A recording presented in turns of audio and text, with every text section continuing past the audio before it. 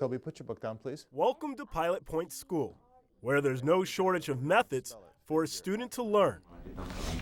A true schoolhouse approach, where 9 students in attendance range from kindergarten to 12th grade. Elementary teacher Matthew Grossman. Yes, I forget about that. You guys are so much smarter than me. And secondary teacher Troy Roberts have become a jack of all trades, combining group work and individualized learning. You have to figure out ways to reach kindergarten students in the same room with a 6th grader and teach them math while the other's doing social studies. There's almost never one thing going on at one time in any of the classes.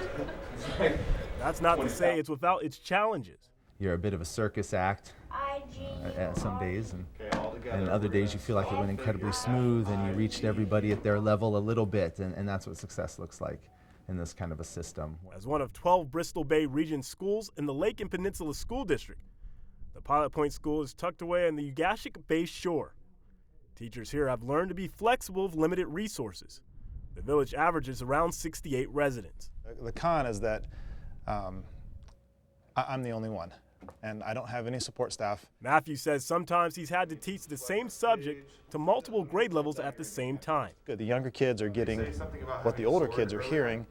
The older kids, when I'm teaching to the younger kids, it kind of reinforces. Standardized testing also poses problems for Pilot Point kids who don't have the same experiences as urban students. Our students are different from kids in other communities because they're so rural and so remote. Even though they have TV and internet and movies and stuff, that still doesn't replace things like going for a car ride.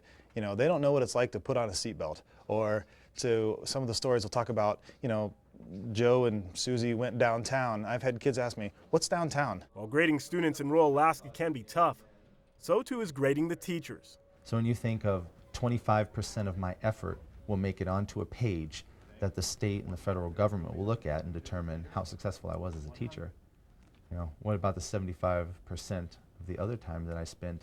There's no reflection on that. Troy reflects on opportunities he's had to educate each student, even when it comes unexpectedly. Because that kid is like, let's do some math.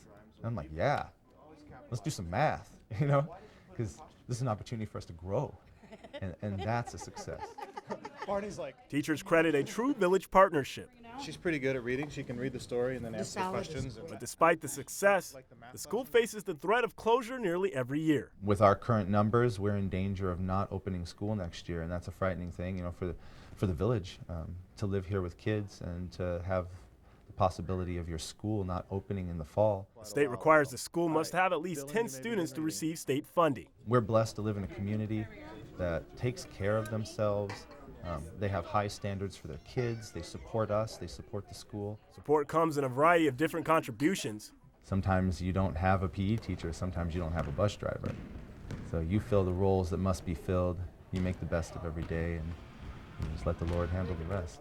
Troy leans on his faith. I wanted to be in a place where everything I do in my life would have an impact. A couple of things to think about. The classroom is an intimate place here in the sense that we build close relationship because of the time we spend together. Spending as much as 10 hours a day with students, including during the school's basketball night.